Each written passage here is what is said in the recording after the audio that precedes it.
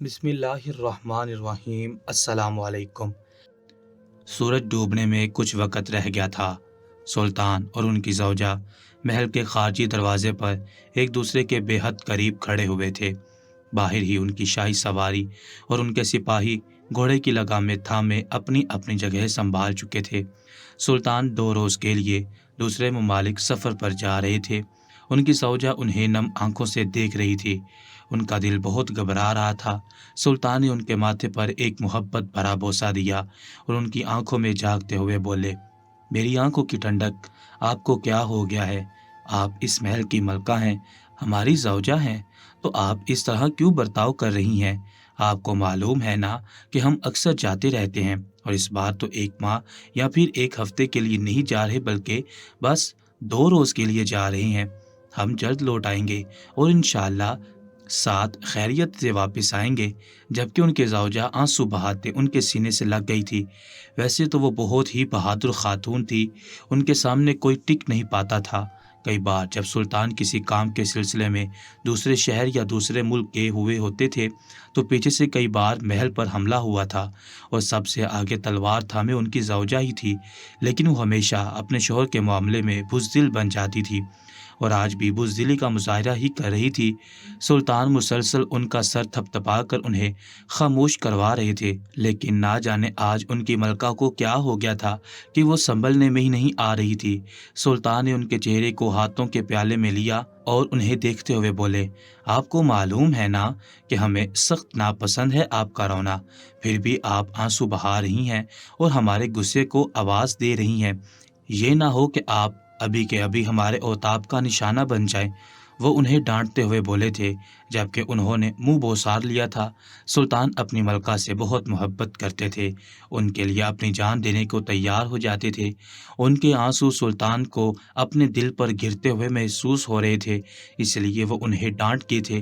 جب انہوں نے اپنے زوجہ کو ناراض دیکھا تو مسکراتے ہوئے انہیں اپنے ساتھ لگاتے ہوئے بولے، میری روح کا سکون، ہمارے پیچھے سے کوئی سرپرست یہاں ہونا چاہیے جو ہماری رعایا اور ہمارے محل کا دھیان رکھ سکے۔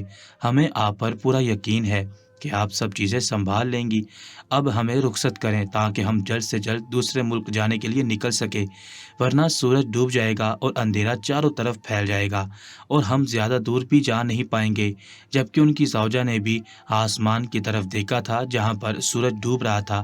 انہوں نے اپنے شوہر کے ہاتھ پر ایک بوسہ دیا تھا اور ان کی آنکھوں میں دیکھتے ہوئے نرم لہجے میں بولی تھی، ہم آپ کو بہت یاد کریں گے سلطان معظم، آپ جلد آنے کی کوشش کریے گا۔ نہ جانے کیوں اس بار ہمارا دل بہت گھبرا رہا ہے، ایسا لگ رہا ہے جیسے کچھ برا ہونے والا ہے، لیکن ہم کچھ بھی فطور اپنے دماغ میں آنے نہیں دینا چاہتے۔ ہم آپ کو اللہ کی امان میں دیتے ہیں۔ اور وہ یہ بول کر چپ ہو گئی تھی، جبکہ سلطان نے بھی انہیں ایک بار سینے سے لگا کر خدا حافظ بول دیا تھا۔ وہ اب مزید وہاں ٹھہرنا نہیں چاہتے تھے۔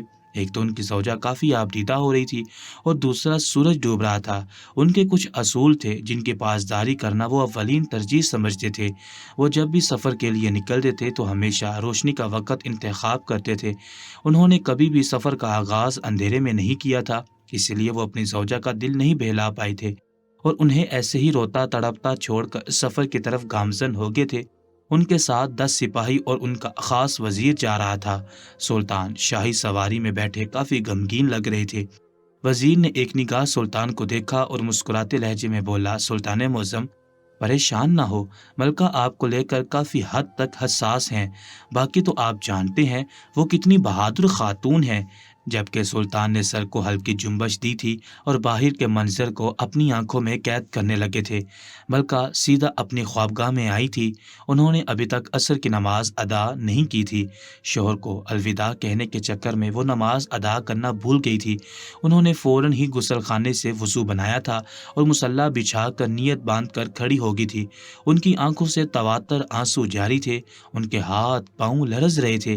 نہ جانے کیوں آج انہیں بے حد بے چینی ہو رہی تھی، اور ایسی بے چینی تب ہی ہوتی تھی جب کوئی مصیبت آنے والی ہوتی تھی۔ انہوں نے پوری نماز روتے ہوئے ادا کی اور بارگاہ الہی میں ہاتھ بلند کر لیے تھے۔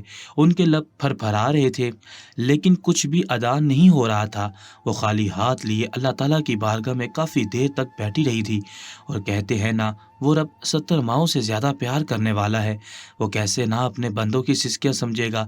وہ اپنے شوہر کے لیے فکر مند تھی اور اللہ تعالیٰ نے سلطان کے لیے غیبی مدد بھیج دی تھی۔ اللہ کبھی سلطان کو تنہا نہیں چھوڑتے تھے، کبھی ان پر کوئی مصیبت آتی تھی تو اللہ تعالیٰ کی طرف سے انہیں کوئی نہ کوئی مدد مل ہی جایا کرتی تھی، اور آج بھی ان کی زوجہ نے ان کے لیے اپنے اللہ کو راضی کر ہی لیا تھا۔ کافی دیر رونے کے بعد جب ان کا دل ہلکا ہو گیا تو پھر وہ دھیمی آواز میں اللہ سے مخاطب ہوئی تھی، یا رب العالمین، اے میرے پروردگار، اے میرے شہنشاہوں کے شہنشاہ میرے اللہ، میرے اور میرے شوہر کے تمام گناہوں کو معاف کر دے، ہمیں اپنے نیک لوگوں میں شامل کر لے، میرے شوہر کی تمام دلی خواہشوں کو پورا کر دے، ان کا سایہ میرے سر پر ہمیشہ سلامت رکھ، میرے سہاگ کی حفاظت کرنا۔ یا اللہ، میں اپنے سلطان کو تیری سپردگی میں دیتی ہوں۔ وہ کافی دیر تک سلطان کی لمبی زندگی اور ان کی صحت یابی کی دعا کرتی رہی تھی۔ اس کے بعد ہاتھ اپنے چہرے پر پھیر کر کھڑی ہو گئی تھی۔ کافی دیر تک خالی ذہن کے ساتھ وہ مسحری پر بیٹھی رہی تھی۔ اس کے بعد مغرب سے کچھ دیر پہلے انہوں نے قرآن پاک کی تلاوت شروع کی تھی اور اذان ہونے سے کچھ دیر پہلے قرآن پاک کو بند کر کے ایک طرف رکھ دیا تھا۔ پوری اذان سن کر اس کا جواب دیا تھا اور مغرب کی نماز ادا کر کے وہ بھی سلطان کی طرح آج محل کی چھت پر آ گئی تھی۔ سلطان کا روز کا معمول تھا، وہ ہمیشہ مغرب کی نماز ادا کر کے تھوڑی دیر چھت پر ٹہلا کرتے تھے، رعایا کو دیکھ کر سکون حاصل کرتے تھے۔ ان کی زوجہ چھت پر گئی تو ان کے ساتھ ہی کچھ کنیزیں بھی وہاں گئی تھی، لیکن انہوں نے ان سب کو نیچے بھیج دیا تھا۔ ان کی نگاہیں آسمان پر تھی، ہوا کے دوش پر ان کی چادر اڑ رہی تھی، ٹھنڈی ہوا کے جھونکے انہیں کافی بھلے لگ رہے تھے۔ کافی دیر تک وہ اندھیرے میں ڈوبی سلطان کی سلطنت کو دیکھتی رہی تھی۔ یہاں کے لوگ مغرب کی نماز ادا کر کے اپنے اپنے گھروں میں چلے جایا کرتے تھے اور بتی گل کر کے سب سونے کے لیے لیٹ جاتے تھے۔ تمام لوگوں کے چراغ بجھ چکے تھے سوائے محل کے۔ سلطان کو ہمیشہ اپنا محل روشن رکھنا ہی پسند تھا، اس لیے آج تک کبھی بھی ان کا محل اندھیرے میں نہیں ڈوبا تھا۔ وہ بہت غور سے ایک ایک گھر کو دیکھ رہی تھی کہ اچانک ہی ان کے دل میں ایک خیال آیا، لیکن اسے سوچ کر انہوں نے فوراً ہی نفی کی تھی۔ کہیں سلطان کو ان کا یہ عمل پسند نہیں آئے تو وہ کیا کریں گی؟ وہ چاہ کر بھی اپنے شوہر کو خفا نہیں کرتی تھی۔ وہ فیصلہ نہیں کر پا رہی تھی کہ انہیں کیا کرنا ہے۔ کافی دیر تک سوچنے کے بعد انہوں نے اپنا ارادہ مضبوط کر لیا تھا اور خاموشی سے نیچے آ گئی تھی۔ ان کا رخ سلطان کے مخصوص کمرے کی جانب تھا جہاں پر وہ ہمیشہ اپنا بھیس تبدیل کیا کرتے تھے۔ انہوں نے ارادہ کیا تھا کہ جب پوری رعایا نیند کی وادیوں میں کھو جائے گی تب وہ مردانہ کپڑے زیب تن کر کے رعایا کا حال جاننے کے لیے شہر کی گلیوں میں گشت کر لیں گی اور معلوم کریں گی کہ ان کی رعایا کس حال میں جی رہی ہے۔ سلطان روزانہ گشت کے لیے جایا کرتے تھے، لیکن وہ 2 روز کے لیے دوسرے ملک گئے ہوئے تھے، یعنی رعایا میں اگر کچھ غلط کام ہوا تو وہ کوئی دیکھ نہیں پائیں گے، اور ہو سکتا تھا کہ کئی لوگوں کو اس چیز کی آزادی مل جائے۔ اس لیے انہوں نے تہیہ کیا تھا کہ وہ ہر حال میں باہر جا کر گشت کریں گی اور رعایا کا حال جاننے کی کوشش کریں گی۔ تھوڑی گھبراہٹ بھی انہیں ہو رہی تھی، دل بھی ڈر رہا تھا، لیکن انہوں نے اپنے ارادے مضبوط کر لیے تھے۔ وہ سیدھا اس صندوق کے پاس آئی تھی جس میں سلطان کے لباس رکھے ہوئے تھے، جس کو پہن کر وہ باہر جایا کرتے تھے۔ انہوں نے ایک سفید رنگ کا لباس نکالا تھا اور اس کے ساتھ ہی ایک بڑا سا رومال بھی موجود تھا۔ انہوں نے سوچ لیا تھا کہ آج انہیں کیا کرنا ہے۔ وہ فوراً ہی وہی کپڑے لے کر اپنی خوابگاہ کی طرف گامزن ہو گئی تھی۔ وہاں جا کر انہوں نے سب سے پہلے وہ لباس تبدیل کیا تھا اور اس کے بعد وہ رومال سر پر باندھ کر اس کا ایک حصہ اپنے چہرے پر لپیٹ لیا تھا۔ انہوں نے خود کو ایک مرد کے روپ میں دھار لیا تھا، لیکن وہ محل سے اتنی آسانی سے باہر نہیں جا سکتی تھی۔ سلطان کا ایک اصول تھا، وہ جب بھی گشت کے لیے جایا کرتے تھے تو کسی کو خبر نہیں ہونے دیتے تھے، یہاں تک کہ کسی سپاہی کو بھی۔ وہ بہت خاموشی سے نکلتے تھے۔ ان کا ماننا تھا کہ انہیں نہیں معلوم کہ ان کے ساتھ کون وفادار ہے اور کون غدار، اور اگر کسی غدار نے سلطان کو جاتے ہوئے دیکھ لیا تو وہ یقیناً غداری کر کے باہر جاسوسی کر دے گا۔ اس لیے وہ ہمیشہ تاریخی کا انتخاب کرتے تھے اور محل کے پچھلے حصے سے نکلا کرتے تھے۔ ابھی عشاء کی اذان ہونے میں کچھ دیر باقی تھی۔ انہوں نے سوچ لیا کہ ابھی وہ تھوڑی دیر ٹھہر جاتی ہیں عشاء کی نماز ادا کر کے رات کے دوسرے پہر نکلیں گی جب سب مکمل طور پر سو چکے ہوں گے۔ سلطان کا ماننا تھا کہ تمام غلط کام اندھیرے میں ہی کیے جاتے ہیں اور ان کی زوجہ بھی ان کی اسی بات کو ٹھیک سمجھتی تھی۔ جب بھی وہ گشت کے لیے جانا چاہتی تھی انہوں نے وہ رومال اتار کر ایک طرف رکھ دیا تھا اور اپنی چادر سر پر لپیٹ لی تھی۔ تھوڑی دیر بعد ہی اذان کی آواز ان کے کانوں کے پردوں سے ٹکرائی تو انہوں نے جائے نماز بچھا کر عشاء کی نماز ادا کی تھی۔ اس کے بعد اللہ تعالیٰ کی حمد و ثنا کرنے میں مصروف ہو گئی تھی۔ وقت کیسے گزرا انہیں کچھ علم نہیں تھا۔ پوری رعایا خواب خرگوش کے مزے لوٹ رہی تھی جب انہوں نے ایک بار پھر رومال لپیٹ کر اپنے قدم محل کے پچھلے حصے سے باہر نکالے تھے۔ ایک پل کو ان کا دل خوف سے لرزا تھا، لیکن وہ کوئی معمولی عورت نہیں تھی، وہ سلطان کی زوجہ تھی۔ اس سلطنت کی ملکہ، بھلا وہ کیسے گھبرا سکتی تھی؟ انہوں نے خود کو مضبوط کیا تھا اور نڈر انداز میں کچی آبادی کی طرف گامزن ہو گئی تھی۔ سلطان کے منہ سے اکثر انہوں نے یہی سنا تھا کہ جتنے بھی گناہ کیے جاتے ہیں وہ سب کچی آبادی کی طرف ہی ہوتے ہیں۔ ہم زیادہ تر گشت کے لیے کچی آبادی ہی جاتے ہیں، اسی لیے انہوں نے بھی وہی جانا ہی مناسب سمجھا تھا۔ راستے بھر انہیں عجیب عجیب سے وسوسے آ رہے تھے۔ وہ تمام منظر کو اپنی آنکھوں میں قید کرتی جا رہی تھی۔ ہر گھر کے دروازے بند تھے، ہر طرف سناٹے کا بسیرا تھا، بس دور دراز سے کتے بھونکنے کی آواز سنائی دے رہی تھی۔ چاند کی روشنی کے باعث سلطان کا شہر روشن ہو کر دمک رہا تھا، جس کی وجہ سے ملکہ کو راستہ تلاش کرنے میں دشواری محسوس نہیں ہو رہی تھی۔ وہ 2 گلیوں کا گشت کر چکی تھی، اب ان کا ارادہ چونک کی طرف جانے کا تھا جہاں پر دکان اور مسجد وغیرہ بنی ہوئی تھی۔ ابھی وہ کچھ قدم ہی چلی تھی کہ اچانک ہی انہیں بہت عجیب اور وحشت بھری آواز اپنے کانوں کے پردوں سے ٹکراتی ہوئی محسوس ہوئی تھی۔ ان کے قدم بے ساختہ زنجیر ہوئے تھے۔ انہوں نے گردن موڑ کر دیکھا تو وہاں کوئی نہیں تھا، لیکن وہ آواز کافی خطرناک تھی۔ کچھ تھا جو ان کی آنکھوں سے مخفی تھا۔ وہ جب سے باہر نکلی تھی مسلسل انہیں ایسا محسوس ہو رہا تھا جیسے کوئی ان کے پیچھے ہے، لیکن کون؟ شاید وہ زندگی میں پہلی بار گشت کے لیے نکلی تھی، اس لیے ان کو ایسے وہم ہو رہے تھے۔ انہوں نے اپنا سر جھٹکا تھا اور اس بات کو زیادہ سر پر سوار نہیں کیا تھا۔ وہ سیدھا چونک کی طرف آئی تھی، ان کی نگاہیں چاروں جانب گھوم رہی تھی۔ وہ ایک ایک منظر کو اپنی نگاہوں میں قید کر رہی تھی۔ ابھی تک تو ان کے سامنے کوئی ایسا منظر نہیں آیا تھا جو مشکوک ہو، سب چیزیں ہی معمول کے مطابق تھی، لیکن اچانک ہی ان کی نگاہ مسجد کے دروازے پر پڑی تھی اور یہ منظر دیکھ ان کے رونگٹے کھڑے ہو گئے تھے۔ ان کے خواب و خیال میں بھی نہیں تھا کہ جو وہ دیکھ رہی ہیں وہ حقیقت پر مبنی ہے۔ انہوں نے فوراً ہی اپنے قدم تیز کیے تھے اور لمبے لمبے ڈنگ بھرتی ہوئی مسجد کے قریب پہنچ گئی تھی۔ مسجد کے بالکل پاس ایک عورت کا مردہ وجود پڑا ہوا تھا۔ ملکہ کو ہرگز یہ معلوم نہیں تھا کہ وہ عورت زندہ ہے یا مر چکی ہے۔ انہوں نے فوراً ہی قریب بیٹھ کر اس کی نبض ٹٹولی تھی۔ وہ عورت اس دنیا فانی سے بہت پہلے ہی کوچ کر چکی تھی۔ انہوں نے تکلیف سے آنکھیں میچی تھی، شاید یہی وجہ تھی کہ وہ اثر سے بے چین ہو رہی تھی۔ انہوں نے بہت مشکل سے اس عورت کو سنبھالا تھا اور مسجد میں لے کر داخل ہو گئی تھی۔ وہ سیدھا غسل خانے والے حصے میں گئی تھی۔ انہوں نے اس عورت کو غسل دینے کے بارے میں سوچا تھا اور صبح سپاہیوں کی مدد سے انہیں دفنانا چاہا تھا۔ وہ چاہتی تو فوراً محل سے اپنی کچھ کنیزوں کو بلا سکتی تھی اور ان کی مدد لے کر آرام سے غسل دے سکتی تھی، لیکن انہیں یہ سب کرنے میں کافی وقت لگ جانا تھا اور انہیں محسوس ہو چکا تھا کہ اس عورت کا انتقال کافی دیر پہلے ہو چکا ہے۔ وہ بھی کوئی معمولی عورت تھوڑی تھی، وہ بھی سلطان کی زوجہ تھی، ہر چیز کی سمجھ رکھتی تھی۔ انہوں نے کلمہ شہادت پڑھ کر اس عورت کا لباس اتارنا شروع کیا تھا۔ انہیں بہت عجیب سا محسوس ہو رہا تھا، نہ جانے کیوں دل بہت تکلیف میں تھا۔ وہ اس عورت سے ناآشنا تھی، انہوں نے آج سے پہلے کبھی اس عورت کو دیکھا نہیں تھا، نہ ہی کبھی اس سے ملاقات کی تھی، لیکن نہ جانے کیوں اس کی موت انہیں بہت تکلیف دے رہی تھی۔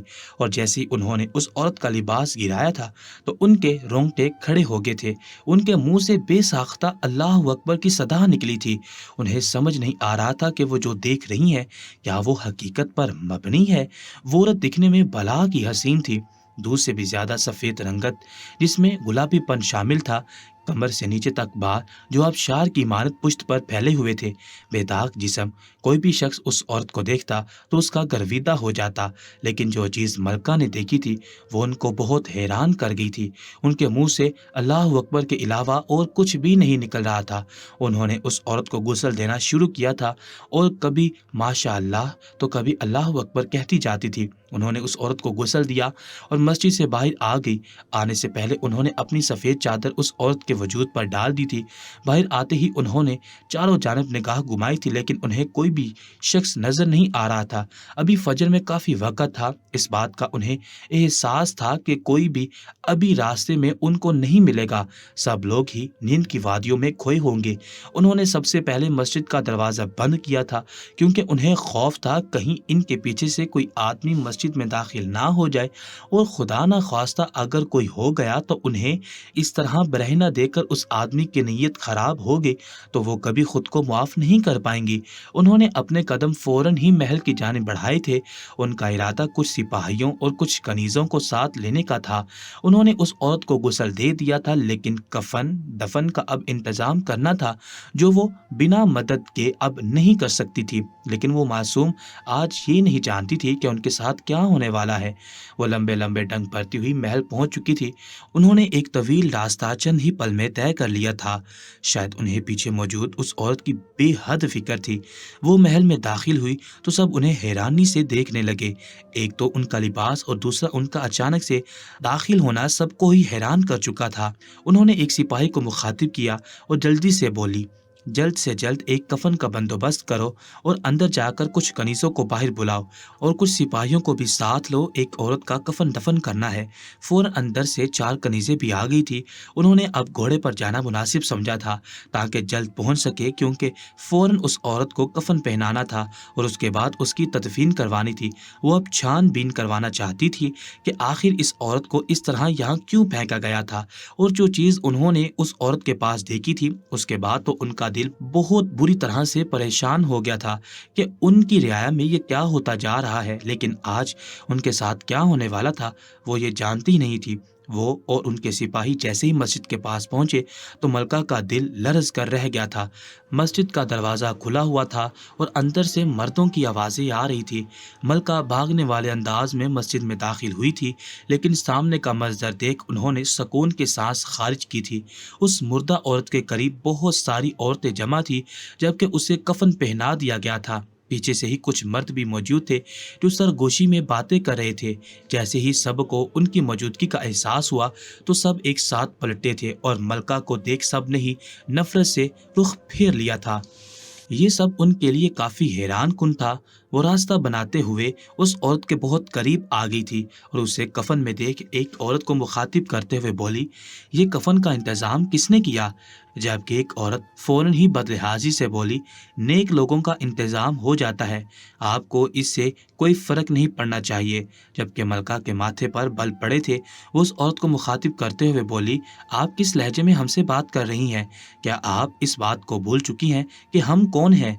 जबकि वो औरत फ़ौरन ही तनफ्फुर से बोली थी, यही तो बात है, अगर आपका रुतबा हमें मालूम नहीं होता तो अब तक हम लोग आपका कत्ल कर चुके होते।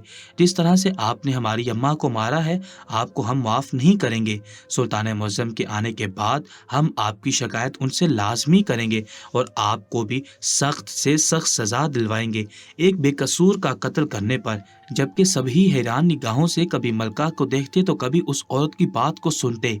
कुछ सिपाही फौरन ही उस औरत की तरफ अपनी तलवार कर चुके थे, जबकि मलका ने उन्हें रोक दिया था। उन्हें कुछ समझ नहीं आ रहा था कि ये औरत कहना क्या चाहती है। वो उस औरत को मुखातिब करते हुए बोली, चलो मान लिया कि मैंने इस औरत का कत्ल किया है, ठीक है, तो मेरी शिकायत सुल्तान मुअज़्ज़म से कर देना। लेकिन एक बात बताओ, तुम्हारे पास क्या सबूत है कि मैंने ही इस औरत का कत्ल किया है? मलका की बात सुनकर सब ने ही एक दूसरे को देखा था और कदरे कोने में खड़ी एक औरत ने मलका की चादर उनके सामने की थी और नफरत भरे लहजे में बोली थी, जब हम मस्जिद में दाखिल हुई तो भी अम्मा के जिस्म पर आपकी चादर मौजूद थी। उसके बाद آپ کے ہیرو کی انگوٹھی بھی یہیں پڑی ہوئی تھی اور اس سے یہی ثابت ہوتا ہے کہ آپ ہی وہ گنہگار عورت ہیں جس نے اس معصوم اور دیندار عورت کا قتل کیا ہے۔ جبکہ اس بار ملکہ گھبرا گئی تھی۔ وہ فوراً بولی جو آپ لوگ سمجھ رہے ہیں وہ نہیں ہے، حقیقت اس کے برعکس ہے۔ میں نے کسی کا کوئی قتل نہیں کیا ہے۔ میں گشت کر رہی تھی جب میں نے اس عورت کو مسجد کے باہر مردہ پڑا ہوا دیکھا تھا۔ میں نے ہی اس کو غسل دیا تھا اور اس کے جسم پر اپنی چادر اڑا کر محل کی طرف روانہ ہو گئی تھی تاکہ کچھ سپاہیوں کی مدد سے اس کا کفن دفن کر سکوں، لیکن نہ جانے آپ سب کیا سوچ بیٹھے، مجھے کچھ سمجھ نہیں آ رہا۔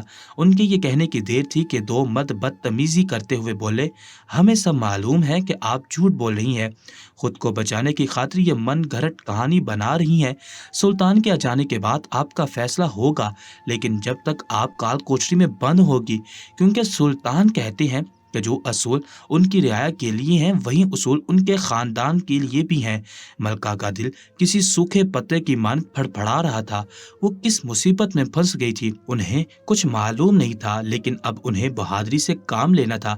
اگر وہ اس طرح ہی ڈرتی رہتی تو مسئلہ مزید خراب ہو سکتا تھا اور یہاں موجود تمام لوگ ان کے اوپر حاوی ہو سکتے تھے اور وہ ایسا کچھ بھی کرنے نہیں دے سکتی تھی۔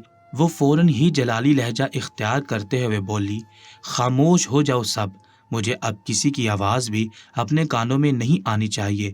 جو شخص بھی اپنا منہ بولنے کے لیے کھولے گا، یاد رکھنا ہم اس کو ہمیشہ کے لیے اپنی نیند سلا دیں گے یا پھر اسے ہی کال کوٹری میں بند کر دیں گے، اس لیے سب خاموش ہو جاؤ۔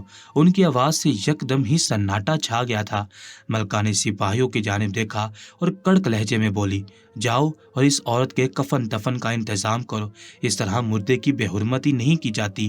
ان کے حکم کی فوراً ہی تعمیل کی گئی تھی اور چند ہی پل میں اس عورت کے جنازے کو اٹھا کر قبرستان لے جایا جا رہا تھا، جبکہ ملکہ اپنی کنیزوں کے ہمراہ محل کی طرف روانہ ہو گئی تھی اور اس بات کو بالکل ہی فراموش کر چکی تھی کہ ان کی رعایا میں بھی کچھ ایسے بدبخت لوگ ہیں جو سلطان اور ان کے خاندان کو بدنام کرنے کی طاق میں رہتے ہیں۔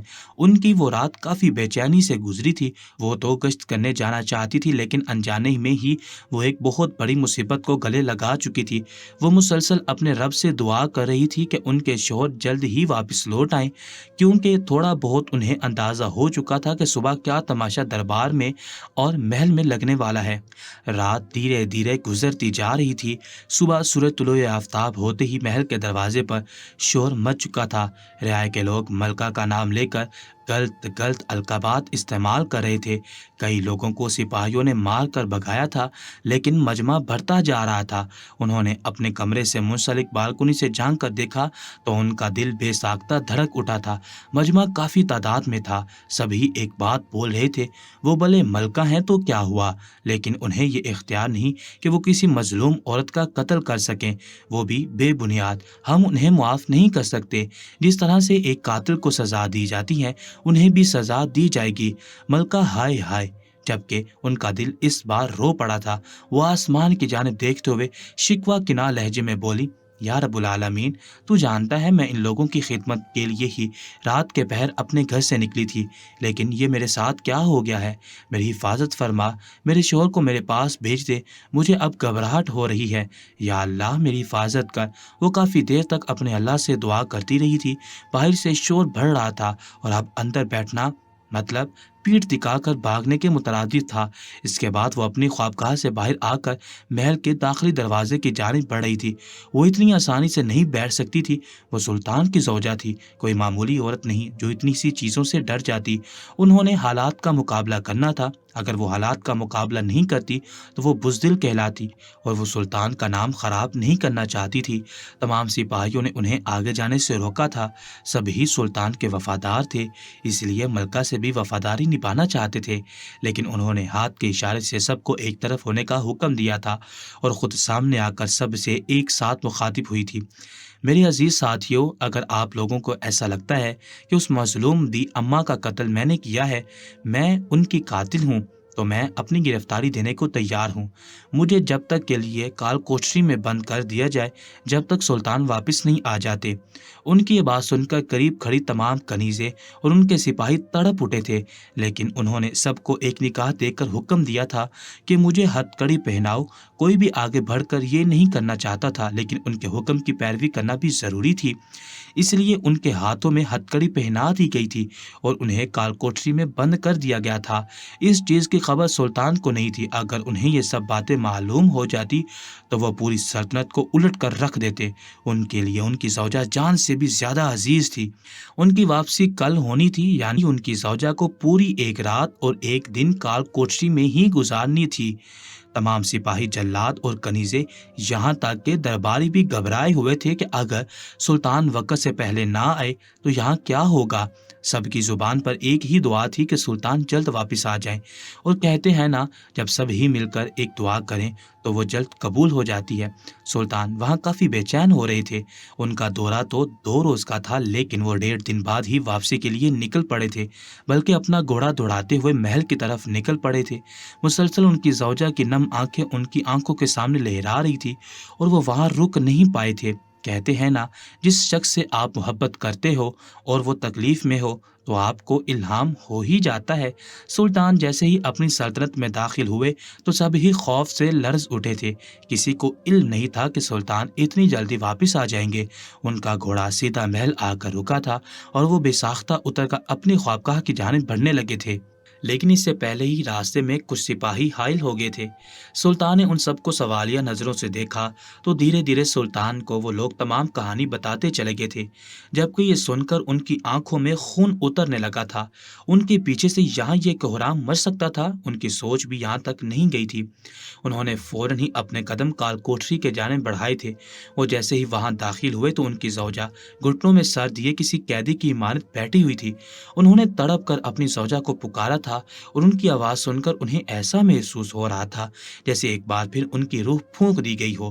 وہ بے ساختہ اپنی جگہ سے اٹھی تھی اور ان کے سینے میں سما گئی تھی۔ ان کی آنکھوں سے تواتر آنسو بہہ رہے تھے، جبکہ سلطان نے ان کے ماتھے پر ایک محبت بھرا بوسہ دیا تھا اور ان کے قریب ہی بیٹھ گئے تھے۔ تھوڑی دیر تک تو وہ ان کو نہارتے رہے، انہیں چپ کرواتے رہے، لیکن ان کا رونا بند نہیں ہو رہا تھا۔ کافی دیر بعد سلطان نے ان سے سوالات کرنا شروع کیے تھے کہ آپ باہر کیا کرنے گئی تھی اور رعایا میں یہ کیا بات چل رہی ہے۔ ہمیں آپ پر یقین ہے، آپ کچھ غلط نہیں کر سکتی، لیکن جانچ پڑتال کرنا ضروری ہے تاکہ ہم آپ کو باعزت یہاں سے نکال سکیں۔ اور پھر ان کی زوجہ نے الف سے لے کر یہ تک تمام رودات ان کے گوش گزار کر دی تھی، جبکہ ان کے شوہر ان کی یہ بات سن کر دھیما سا مسکرائے تھے اور ان کے ماتھے پر ایک اور محبت بھرا بوسہ دیتے ہوئے بولے، میری نادان بیوی، اگر یہ سب واقعہ پیش آ چکا تھا تو آپ کسی کی مدد لے لیتی، دوبارہ محل آ کر کچھ کنیزوں کو اپنے ساتھ لے جاتی۔ اس طرح اکیلے آپ کو غسل دینے کی ضرورت نہیں تھی۔ کچھ چیزیں مردوں پر ہی زیب دیتی ہیں، آپ کو یہ قدم نہیں اٹھانا چاہیے تھا۔ خیر کوئی بات نہیں، آپ نے ہماری مدد کرنی چاہی، ہمیں بہت اچھا لگا۔ آپ کو معلوم ہے وہاں جانے کے بعد ہم ایک پل سکون میں نہیں تھے، شاید یہی وجہ تھی کہ آپ ہمارے پیچھے سے رو رہی تھی، اور جب مرد کی پسندیدہ عورت روتی ہے تو اسے الہام ہو جاتا ہے۔ آپ بے فکر رہیں، ہم سارے معاملے کو دیکھ لیں گے۔ انہوں نے اسی پل ان کی ہتھ کڑی کھولی تھی اور ان کا ہاتھ تھام کر سیدھا خوابگاہ میں لائے تھے اور انہیں آرام کرنے کی تلقین کی تھی، اور پھر دربار کی طرف اپنے قدم بڑھائے تھے۔ اب ان کے چہرے پر چٹانوں جیسی سختی تھی، وہ سب برداشت کر سکتے تھے، لیکن اپنی بیوی کی آنکھوں میں آنسو نہیں۔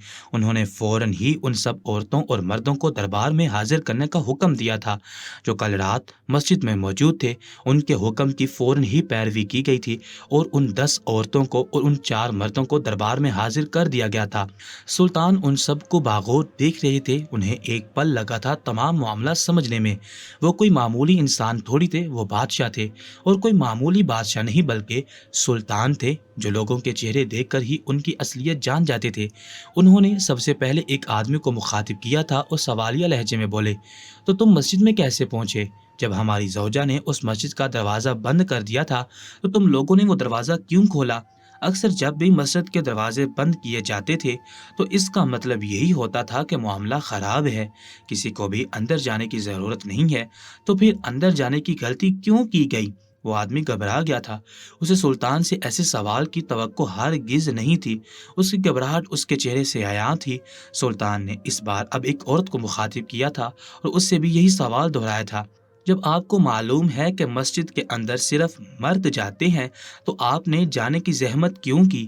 اس کے چہرے پر بھی ایک سایہ سا لہرایا تھا اور اسی پل سلطان نے پیچھے کھڑے اپنے تمام سپاہیوں کو حکم دیا تھا کہ ان سب کو گھٹنوں کے بل بٹھا دو اور ان کے سر دھڑ سے جدا کر دو۔ ان لوگوں کی ہمت کیسے ہوئی ان کی زوجہ پر ایسا گھٹیا الزام لگانے کی؟